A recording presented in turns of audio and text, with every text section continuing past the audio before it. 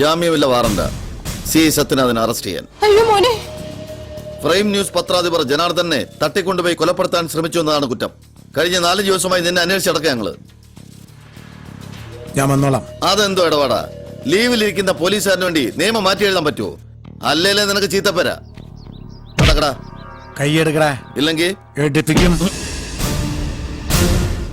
ഞാൻ വരാം. കാരണം നീ ഇട്ടിരിക്കുന്ന കാക്കിക്കും നിന്റെ കയ്യിലിരിക്കുന്ന കോടതി ഉത്തരവിനും എന്റെ മനസ്സിലൊരു വിലയുണ്ട്. കേസ് എത്രയൊക്കെ വളച്ചൊടിച്ച് നീ നേടിയതായാലും ആ ഉത്തരവിട്ട നീതിപീഠത്തോട് എനിക്കൊരു ബഹുമാനമുണ്ട്. അതുകൊണ്ട് ഞാൻ വരാം. നടക്ക്. മോനെ. അയ്യോ. പുറകിൽ.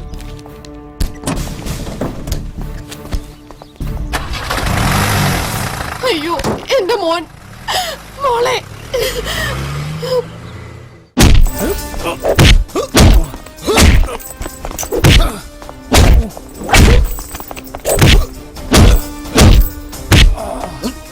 നിന്നെ തല്ലിയ സംവരണക്കാര് കൂട്ടത്തോടെ ഉണ്ടാക്കുന്നല്ലേ നീ വാചോടിച്ചത്? എന്നിട്ട് എവിടെ എവിടെന്ന്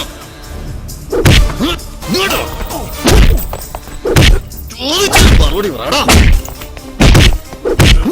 നിന്റെ സ്റ്റേഷനിൽ നീ പെരുമാറുന്ന ലോക്കപ്പിൽ നിന്നെ എങ്ങനെയിട്ട് പൊരിക്കണമെന്നൊരാഗ്രഹം ഉണ്ടായിരുന്നടാ. അത് സാധിച്ചു.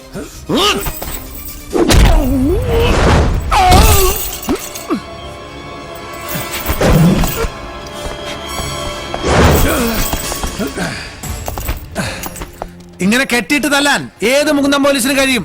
ഈ വലങ്ങൊന്നഴി അപ്പ പഠിപ്പിച്ചുതരാൻ പണി അറിയാവുന്ന പോലീസുകാരന്റെ പണി. അനങ്ങാൻ വയ്യാണ്ടായിട്ടും ശൗര്യം തീർന്നില്ല അല്ലടാ. സക്കറിയ അഴിച്ചോടവനെ. എന്താ ഉണ്ടാക്കുന്നതെന്ന് കാണട്ടെ.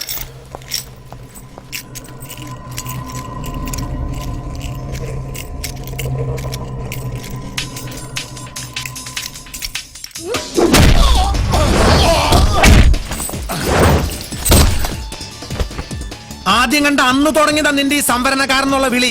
നിന്റെ ശരീരത്തിലോടുന്ന അതേ ചോര തന്നെയാടാ ഇവിടുത്തെ പൊലന്റെയും പറയന്റെയും കുറവിന്റെയും ദേഹത്തിലോടുന്നത്. അവർക്കില്ലാത്ത ഒരു എക്സ്ട്രാ ഫിറ്റിസും നിന്റെ 5-10 ബോഡിയിലില്ല. ഹരി എന്ന ദൈവമെന്നും ഹരിജനം എന്ന ദൈവത്തിന്റെ മക്കളെന്നും പറഞ്ഞ ആ വലിയ മഹാത്മാവിനെ മനസ്സിൽ ധ്യാനിച്ചുകൊണ്ട് ഞാൻ തുടങ്ങാ. നിനക്കിരിക്കുന്ന ഈ സംവരണക്കാരന്റെ ഒരു സമ്മാനം.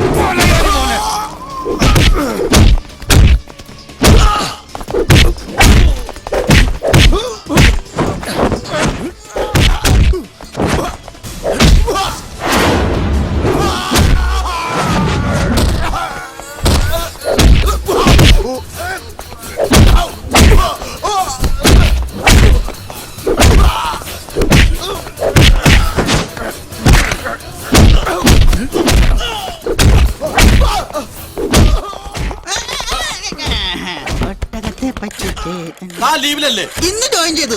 പത്രത്തിലുണ്ടായല്ലോ, വായിച്ചില്ലേ? Hello, inspector Balram speaking. Hello, പിന്നെ എന്തുണ്ട് വിശേഷം? ആ മാറിക്കളോട് ഒന്നും പറയണ്ട.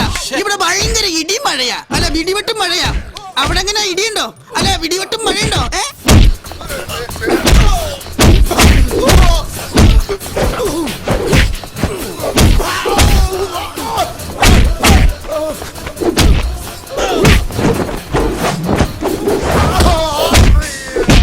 മുത്തേ, ഞാൻ വന്നിരുന്നു.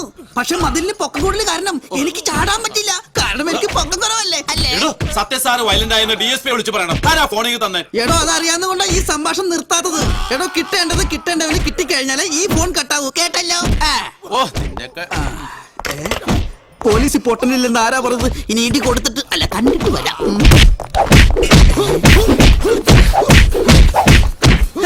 സത്യം സാർ നല്ല ബെസ്റ്റ് ഇടിയാണല്ലേ. എടുക്കട്ടെ 2 എണ്ണം.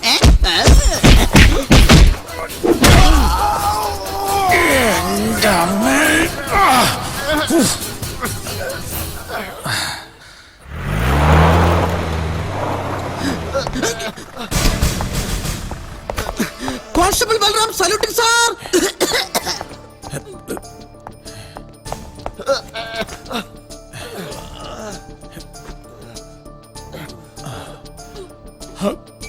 എന്നെ കൊന്നേ.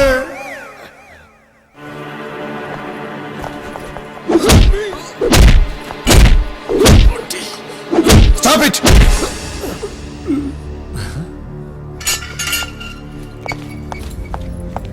കാര്യം നമുക്ക് ഇയാളെ ഇഷ്ടമല്ല. എന്ന് വെച്ച് ഇവിടെ കിടന്നവൻ ചത്തുപോയാ പിന്നെ നമ്മൾ സമാധാനം പറയേണ്ടി വരും. സാർ, ഇവൻ ഒരു കുഴപ്പമില്ല. ഇതെല്ലാം അവന്റെ അഭിനയ. കൂടുതൽ ആകിയൊന്നും വേണ്ട, മതി. That's all. സത്യം സാറേ, സത്യം സാറേ, ശരീരം മൊത്തം പഞ്ഞിക്കിട്ട് പോലെ ആയിക്കളഞ്ഞല്ല. പതുക്കെ പതുക്കെ എനിക്ക് ആ സാറ് വന്നില്ലായിരുന്നെങ്കിൽ ഈ കുന്തൻ സാർ. മുകുന്ദൻ സാർ എന്നെ എനിക്ക് നിന്നോട് സഹതാപമൊന്നുമില്ല. കയ്യിലിരിപ്പിന്റെ ഗുണമാണ് കിട്ടിയത്. പിന്നെ ഇനി സർവീസ് തിരിച്ചു തരാന്ന് വ്യാമോഹമൊന്നും വേണ്ട.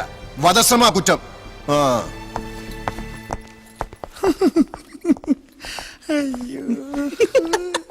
അഭിനയം കലക്കിയിട്ടുണ്ട്. Thank you. എന്നിട്ട് എന്ത് ഈ അവാർഡ് കിട്ടാത്തത്? ഞാനൊരു സോഡ വാങ്ങിച്ചോണ്ട് വരാട്ടോ.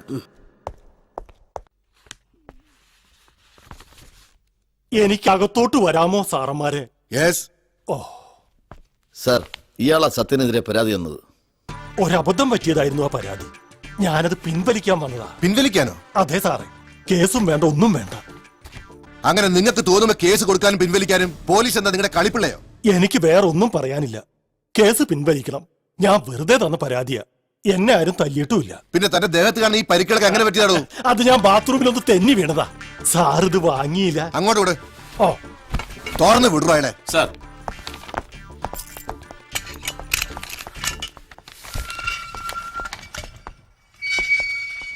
ഹലോ. വീട്ടിൽ പോയി ചൂടുവെള്ളത്തിലൊന്ന് കുളിക്കുന്നത് നല്ലതാ.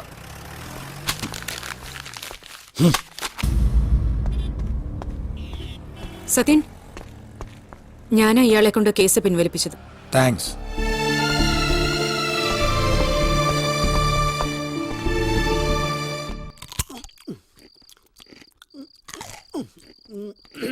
നിനക്ക് നൈറ്റ് ഡ്യൂട്ടി ഇല്ലേ? ഇല്ല, ഞാൻ പിന്നെ കൊടുത്തു. ഇത് ഒറ്റ വലിക്കാൻ കുടിച്ചോ? എന്തത്? പെരുങ്കായം കലക്കിയത്. എന്തുട്ടാ നോക്കണേ? നിന്റെ അച്ഛന്റെ ആരോഗ്യത്തിന്റെ രഹസ്യം തന്നെ ഇതായിരുന്നു. പിടിച്ചേ. അതെന്താ അമ്മേ? സത്യം സാറിന്റെ അച്ഛന് സ്ഥിരമായിട്ട് ഇടികൊള്ളാണ് ജോലി. നീ മിണ്ടരുത് കരിമ്പൂച്ചേ. നീ ഒറ്റ ഒരുത്തിനെ എന്റെ മോനെ കൊണ്ടുവരുന്ന വഷളാക്കിയത്. ഓ,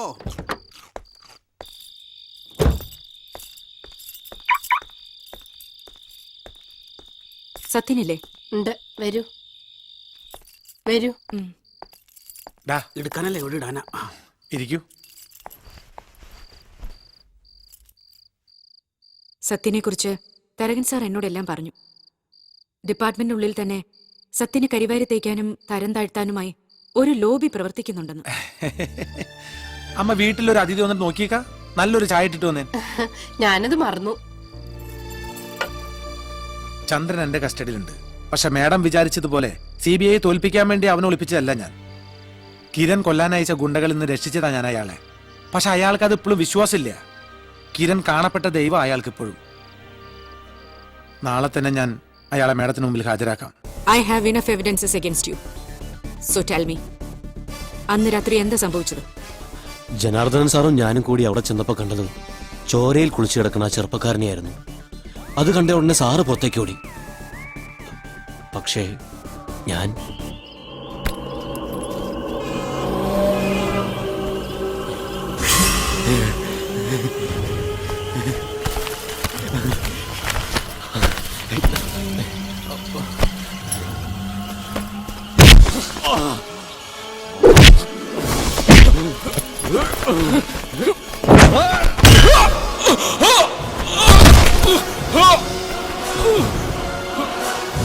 കൊല്ലണമെന്ന് ഉദ്ദേശിച്ച് ചെയ്തതല്ല ഞാൻ. പക്ഷെ സംഭവിച്ചു പോയി. ഇതൊക്കെ ഞാൻ നേരത്തെ സത്യൻ സാറിനോട് പറഞ്ഞതാ. എന്നിട്ട് എന്നെ പിടിച്ചു വെച്ചിരിക്കുകയായിരുന്നു sir. So the curtain falls over the mystery. Sharath, നാളെ തന്നെ പത്രസമ്മേളനം നടത്താനുള്ള ഏർപ്പാട് ചെയ്യണം. സാർ, ചന്ദ്രൻ കുറ്റം സംബന്ധിച്ചെങ്കിലും യഥാർത്ഥ പ്രതി അയാളല്ല. 24 മണിക്കൂർ കൂടി സമയം തന്നാൽ സത്യം തെളിയിക്കാൻ പറ്റും സാർ. നിന്റെ അന്വേഷണത്തിൽ തൃപ്തിയില്ലാതെ CBIക്ക് വിട്ട കേസായത്. എന്നിട്ട് കേസ് തെളിയിച്ചതിന്റെ പകുതി ക്രെഡിറ്റും കേരള പോലീസിന് നൽകാൻ തയ്യാറായിട്ടാ നാളെ നമ്മളും CBIയും ചേർന്ന് ഒരു പ്രസ് മീറ്റ് വെച്ചിരിക്കുന്നത്. ശരിയാ, സമ്മതിച്ചു. മുമ്പൊരിക്കൽ ഞാൻ ഈ കേസ് തെളിയിക്കാൻ 7 ദിവസം ആവശ്യപ്പെട്ടതാ സാറിനോട്. ഇപ്പൊ ഒരു ദിവസം, ഒരേ ഒരു ദിവസം അതെനിക്ക്. സാറ് പറഞ്ഞാൽ നന്ദിനി വർമ്മ തയ്യാറാകും. ഇല്ല, ഞാൻ പറയില്ല. CBIയുടെ അധികാരപരിധിയിൽ കടക്കാനാണ് നിന്റെ ശ്രമമെങ്കിൽ ഞാൻ അതിന് കൂട്ടുനിൽക്കില്ല. ഈ അധികാരപരിധിയും കൈകടത്തിലും പറഞ്ഞുകൊണ്ടിരിക്കാൻ തുടങ്ങിയിട്ട് കാലം കുറയായി. കീഴുദ്യോഗസ്ഥൻ ഒരു അഭിപ്രായം പറഞ്ഞാൽ അത് പിന്നെ മേലുദ്യോഗസ്ഥന്റെ അധികാരപരിധിയിൽ കൈകടത്തലായി. പിന്നെ അവൻ എങ്ങനെ ഒതുക്കാന്ന ഗവേഷണം. പണി അറിയാവുന്നവനും ബുദ്ധിയുള്ളവനൊക്കെ കറുത്ത പൂച്ച വെളുത്ത പൂച്ച എന്ന് പറഞ്ഞ് മൂന്നാറിൽ ഹൈവേ പോലീസിലിട്ടൊക്കെ തട്ടി കളിക്കുന്നോണ്ടൊക്കെ തന്നെയാ ഈ കേരള പോലീസ് നന്നാവാത്തത്. നീ എന്തൊക്കെ പറഞ്ഞാലും ശരി, പ്രസ് കോൺഫറൻസ് നടക്കുന്ന പരിസരത്ത് പോലും നിന്നെ കണ്ടുപോകരുത്. അഥവാ കണ്ടാൽ നിന്നെ ഡിസ്മിസ് ചെയ്യുന്നത് ഈ ഞാനായിരിക്കും. സാറ് പറഞ്ഞിട്ടുള്ളതൊക്കെ അനുസരിച്ചിട്ടുള്ളവനാണ് ഞാൻ. പക്ഷേ ഈ കാര്യത്തിൽ എനിക്ക് സാറിന് ധിക്കരിക്കേണ്ടി വരും. പ്രസ് കോൺഫറൻസിന് ഇനി 12 മണിക്കൂർ. കുറ്റവാളി ശിക്ഷിക്കപ്പെടണമെന്ന് ദൈവത്തിന്റെ കോടതിയിൽ വിധിയുണ്ടെങ്കിൽ, അഥവാ എനിക്കതിന് കഴിഞ്ഞില്ലെങ്കിൽ, സാറ് നേരത്തെ പറഞ്ഞ ഡിസ്മിസിലൊന്നും വേണ്ട. സർക്കിൾ ഇൻസ്പെക്ടർ സത്യനാഥൻ പിന്നെ കേരള പോലീസിൽ ഉണ്ടാവില്ല. Good night sir.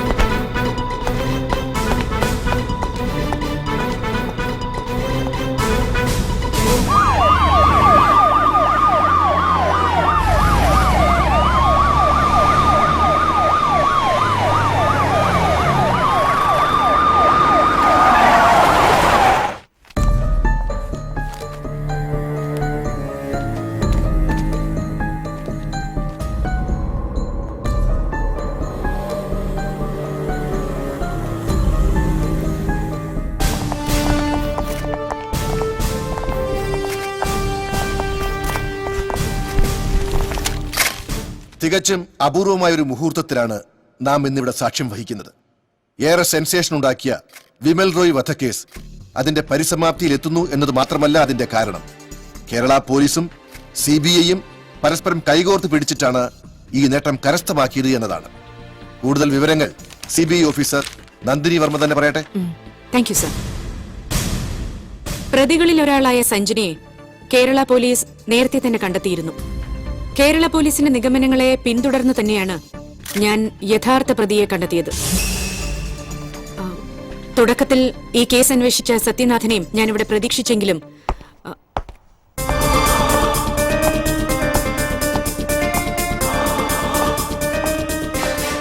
Warm welcome mister Sathyanathan.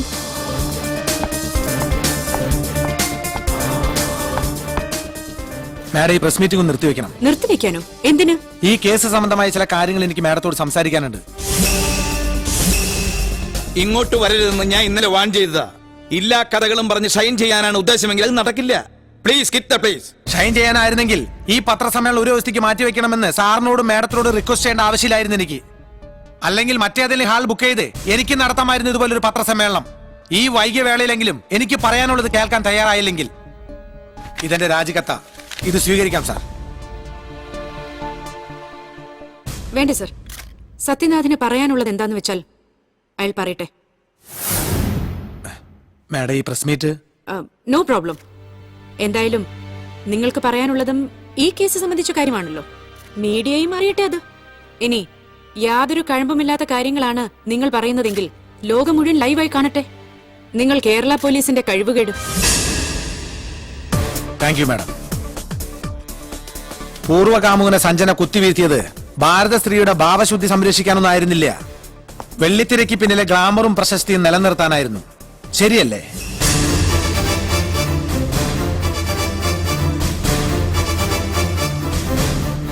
കാണാൻ കൊള്ളാവുന്ന പെമ്പിള്ളരെയെല്ലാം AC സൂട്ടിലെ തണുപ്പിൽ കമ്പിളിയാക്കണമെന്ന് ആഗ്രഹിക്കുന്ന മലയാളത്തിന്റെ സ്വന്തം യുവതാരം കിരൺ സഞ്ജനയുടെ മാനത്തിന് 10 ലക്ഷം രൂപ വിലയിട്ട് വന്ന് വിമലിനെ കൊന്ന് അവളുടെ സിനിമാ ഭാവി ഇല്ലാതാക്കണമെന്ന് ഇയാൾക്ക് തോന്നിയിരിക്കാം.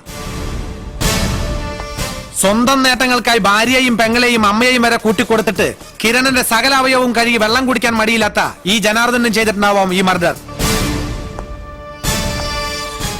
ഒട്ടും പ്രതീക്ഷിക്കാതെ 10 ലക്ഷം രൂപ മുന്നിൽ വന്ന് വീണതോടെ കൺട്രോൾ പോയ ഈ ചന്ദ്രനുമാവാം കൊലയാളി.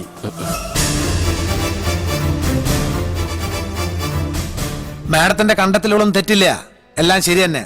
പക്ഷേ വിമലിന്റെ തല ഭിത്തിലൂടെ പോകുന്ന പൈപ്പിൽ ഇടിച്ചു എന്ന് ചന്ദ്രൻ സമ്മതിച്ച ഉടനെ അയാളെ പ്രതിയാക്കി കേസ് ക്ലോസ് ചെയ്യാൻ കേരള പോലീസിനും ആഭ്യന്തരമന്ത്രിയും കൂട്ടുപിടിച്ച് ഇങ്ങനൊരു പത്രസമ്മേളനം വിളിച്ചു കൂട്ടുന്നതിന് മുമ്പ് മാഡം ചെറിയൊരു പോയിന്റ് ശ്രദ്ധിക്കണമായിരുന്നു. ആ പൈപ്പിൽ നിന്ന് 3 അടി, കൃത്യമായി പറഞ്ഞാൽ 3 അടി 2 ഇഞ്ച് മാറിയായിരുന്നു ഡെഡ് ബോഡി കടന്നിരുന്നത്. അന്നത്തെ ഫോട്ടോസ് പരിശോധിച്ചാൽ മനസ്സിലാവാത്. ഓ, ഇതായിരുന്നോ വലിയ കണ്ടുപിടുത്തം? എനിക്ക് നിങ്ങളോട് സഹതാപം തോന്നുന്നു മിസ്റ്റർ സത്യനാഥൻ. പൈപ്പിലിടിച്ച് വീണ വിമൽ മരണവെപ്രാളത്തിൽ പിടഞ്ഞിരിക്കാം. അയാൾ വീണെടുത്തു നിന്നും ഉരുണ്ട് നീങ്ങിയതാവാം ഈ പറഞ്ഞ 3 അടി 2 ഇഞ്ച് ദൂരം. ഓക്കെ, സമ്മതിച്ചു. അങ്ങനെയാവാം. പൈപ്പിലിടിച്ച് ഇടിയാണ് മരണകാരണമെങ്കിൽ അയാൾ വീണെടുത്ത് മുഴുവൻ ചോരപ്പാടുകൾ കാണേണ്ടതായിരുന്നു. എങ്ങനെയും പണവുമായി രക്ഷപ്പെടാൻ ഉദ്ദേശിച്ച ചന്ദ്രനിടിച്ച ഇടി ഒരാളുടെ തലയൊട്ടി പിളർക്കാനും മാത്രം മാരകമാവില്ല മാഡം. അത്ര ഫോഴ്സിലാണ് ഇടിച്ചെങ്കിൽ തന്നെ തുരുമ്പ് പിടിച്ച ആ പൈപ്പ് തകർന്ന് തരിപ്പണമായി പോയി എന്നെ. എന്താ മാഡം ഇപ്പോഴും എന്നോട് സഹതാപം തോന്നുന്നുണ്ടോ? ചന്ദ്രനെ നേരത്തെ എന്റെ കയ്യിൽ കിട്ടിയതുകൊണ്ട് ഇയാളുടെ മൊഴിയിലെ പ്രശ്നങ്ങൾ എനിക്ക് ബോധ്യമായിരുന്നു. പക്ഷേ ഈ ചന്ദ്രനിലേക്ക് എത്താൻ CBI-ക്കാർ ലളിതയും കിരണും വഴി ചുറ്റിത്തിരിയുമ്പോൾ മറ്റൊരു കൊലയാളിയുടെ സാന്നിധ്യം ഈ കേസിലുണ്ടെന്ന് തോന്നിയ ഞാൻ വിമൽ റോയ് എന്ന ക്രിമിനലിന്റെ ഗിരണ്ട ഭൂതകാലത്തിലൂടെ ഒന്ന് സഞ്ചരിക്കുകയായിരുന്നു. പളനിയിലേക്ക് ഇന്ന് എല്ലാവരെയും തെറ്റിദ്ധരിപ്പിച്ച് ഗോവയ്ക്ക് നടത്തിയ യാത്രയിലാണ് ഞാൻ വേറൊരു കഥ അറിയുന്നത്. ഒരു 15 വയസ്സുകാരി പെൺകുട്ടിയുടെ കഥ. ചെറുപ്പത്തിലെ അമ്മ നഷ്ടപ്പെട്ട അവൾക്ക് എല്ലാം അച്ഛനായിരുന്നു. സഞ്ജനയുടെ അനുഭവം വിമലിൽ നിന്നും അവൾക്കുമുണ്ടായി. 10ാം ക്ലാസ്സിൽ പഠിക്കുന്ന ഒരു വിദ്യാർത്ഥിനിക്ക് താങ്ങാൻ പറ്റാത്തതായിരുന്നു അത്. പരീക്ഷ ഹാളിൽ നിന്ന് മാനസിക നില തെറ്റി നിലവിളിച്ചു കൊണ്ടോടിയ ആ പെൺകുട്ടിയുടെ ചിത്രം മനസ്സിൽ നിന്ന് ഒരിക്കലും മായില്ലെന്ന ഗോവയിൽ അവൾ അധ്യാപകർ എന്നോട് പറഞ്ഞത്. കാരണം എല്ലാ ക്ലാസ്സിലും അവളായിരുന്നു അവരുടെ റാങ്ക് ഹോൾഡർ. ഓക്കെ, സമ്മതിച്ചു. പക്ഷേ ഇതൊക്കെ എന്തിനാ ഇപ്പൊ പറയുന്നതെന്നാ എനിക്ക് മനസ്സിലാവാത്തത്. ഞാൻ പറയട്ടെ മാഡം, കൊല ചെയ്തത് ആരായാലും വിമൽ കൊല്ലപ്പെട്ട രാത്രി പരിഭ്രാന്തിയോടെ ഹൈവേയിലെത്തിയ അയാൾ ചരക്കിറക്കി മടങ്ങിയ ഒരു ലോറിയിൽ കയറി കോയമ്പത്തൂരിൽ ഇറങ്ങി. വൈകിട്ടത്തെ തമിഴ് പത്രത്തിലും പിറ്റേന്നത്തെ പാലക്കാട് എഡിഷൻ മലയാള പത്രങ്ങളിലും വിമലിന്റെ മരണവാർത്ത കാണാതെ വിമൽ മരിച്ചിട്ടില്ല എന്ന് പരിഭ്രാന്തിയോടെ അയാൾ വിമലിനെ തേടി വിമൽ താമസിച്ചിരുന്ന ലോഡ്ജിൽ വീണ്ടും എത്തി. ആര്? ഞാൻ പറഞ്ഞ കഥയിലെ പെൺകുട്ടിയെ ജീവന് തുല്യം സ്നേഹിച്ച അവൾ സ്നേഹിച്ച ഒരാൾ. അയാളാണ് ഈ കൊലപാതകത്തിന് പിന്നിൽ.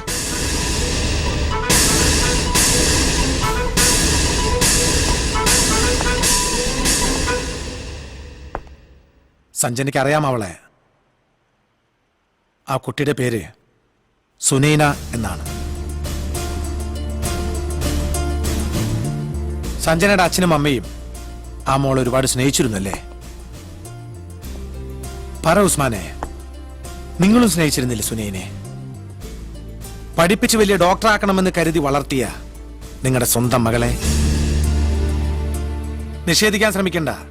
കിരണിന്റെ നേർക്ക് കേസ് തിരിച്ചിടാൻ വേണ്ടി നിങ്ങൾ നന്ദിനി വർമ്മയെ കാണാൻ പോയ രാത്രി മുതൽ എന്റെ ഒരു കണ്ണ് ഉസ്മാന്റെ പിന്നിൽ തന്നെ ഉണ്ടായിരുന്നു. ഉസ്മാനെ, അയാളെ അറിയുമോ നോക്കിയാൻ?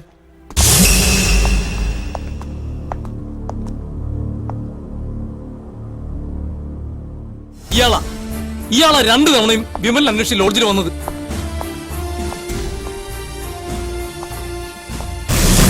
അയാളുടെ ലോറിയിൽ കയറിയാണ് കൃത്യം നടന്ന രാത്രി ഉസ്മാൻ കോയമ്പത്തൂർക്ക് പോയത്. കോയമ്പത്തൂർക്കോ? ഞാനെന്തിനു കോയമ്പത്തൂർക്ക് പോണം? അതാണ് ആ ചോദ്യമാണ് ആദ്യം എന്നെ ഒന്ന് കുഴപ്പിച്ചത്. പക്ഷേ രാജിക്കത്തും പോക്കറ്റിലിട്ട് ഇന്നലെ രാത്രി തൃശൂർ കോയമ്പത്തൂർ റൂട്ടിലിട്ട് ഒരു പിടി പിടിച്ചപ്പോ ആ ചോദ്യത്തിനും ഉത്തരം കിട്ടി. സുനൈൻ എപ്പോ ഉള്ളത് കോയമ്പത്തൂരാ. കൃത്യമായി പറഞ്ഞാൽ സിറ്റി ബോർഡറിലുള്ള സെന്റ് മേരീസ് മെന്റൽ ഹോസ്പിറ്റലിൽ.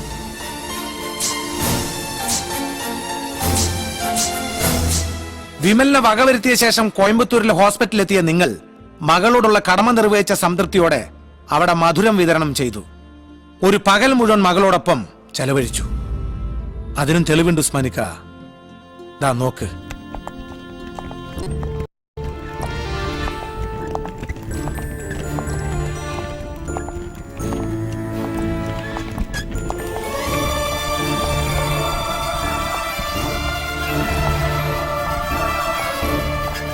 മോളെ,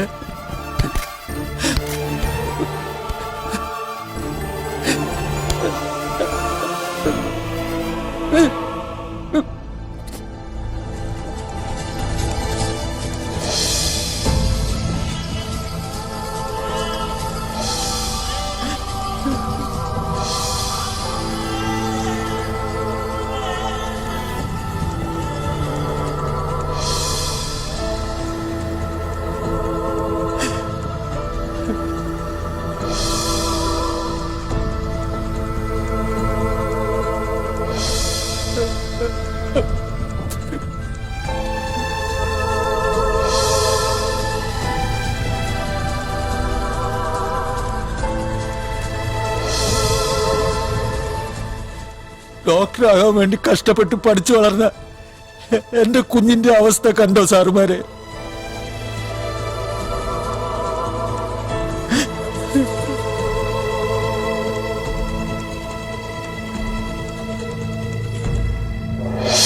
ഇതവനാ വിമൽ. ഞാൻ കാത്തിരിക്കുകയായിരുന്നു അവൻ ജയിലിൽ നിന്ന് ഇറങ്ങുന്ന ദിവസം. ഒടുവിൽ പടച്ചോൻ കൊണ്ടേ നിർത്തി എന്റെ കൺമുന്നിൽ.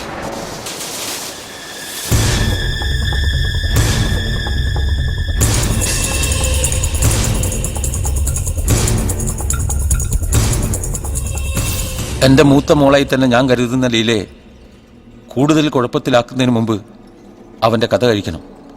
പക്ഷേ അവനെ അന്വേഷിച്ച് ലോഡ്ജിലെത്തിയ ഞാൻ അറിഞ്ഞത് അവൻ അവിടുന്ന് നേരത്തെ പുറത്തുപോയി എന്ന വിവരമായിരുന്നു. ഞാൻ വേഗം ലീലയുടെ വീട്ടിലെത്തി, ആരും അറിയാതെ.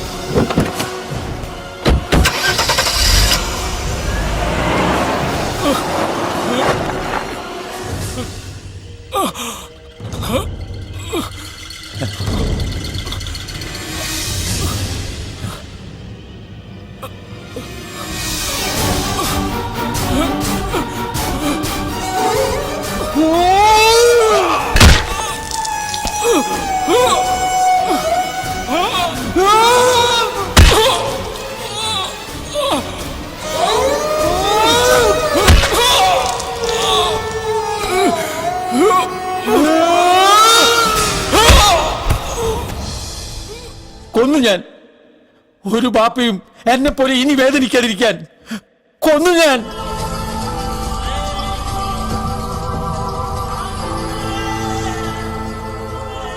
മോളെ ബാപ്പ കൊന്നു. എന്റെ മോളെ ഇങ്ങനെ ആക്കിയോനെ ബാപ്പ കൊന്നു. നിയമത്തിന് മുന്നിൽ എല്ലാവരും തുല്യരായതുകൊണ്ട് നിങ്ങൾക്ക് ഇയാളെ കസ്റ്റഡിയിൽ എടുക്കാം മാഡം. ശിക്ഷ അറിയിക്കുന്ന ഈ കൊടും ക്രിമിനൽ കൂട്ടത്തിൽ ഈ പാവം ബാപ്പയെ ഇങ്ങനെ കൊണ്ടു നിർത്തേണ്ടി വന്നതിൽ എനിക്ക് വിഷമമുണ്ട്.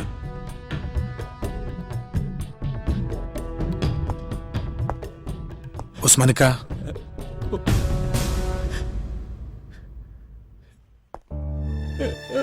മോളെ ഓർത്ത് ഉസ്മാനിക്ക വിഷമിക്കണ്ട. ഒരു കൂടപ്പറപ്പന്റെ സ്ഥാനത്ത് ഞാനുണ്ട് അവൾക്ക്.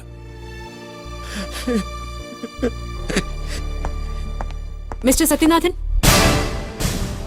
നിങ്ങൾ പറഞ്ഞ വാക്ക് പാലിച്ചു. ഒടുവിൽ ആ ബ്ലാക്ക് മാജിക് നടന്നു. നിയമപരമായി ഉസ്മാനെ കസ്റ്റഡിയിലെടുക്കാൻ CBIക്ക് അധികാരമുള്ളൂ എങ്കിലും ഇത് നിങ്ങളുടെ വിജയമാണ്, കേരള പോലീസിന്റെ വിജയം. നിങ്ങളെപ്പോലുള്ള ഓഫീസേഴ്സ് ഈ സംസ്ഥാനത്തെ പോലീസ് ഫോഴ്സിന് തന്നെ മുതൽക്കൂട്ടാണ്. Hearty congratulations and a royal salute to Kerala police.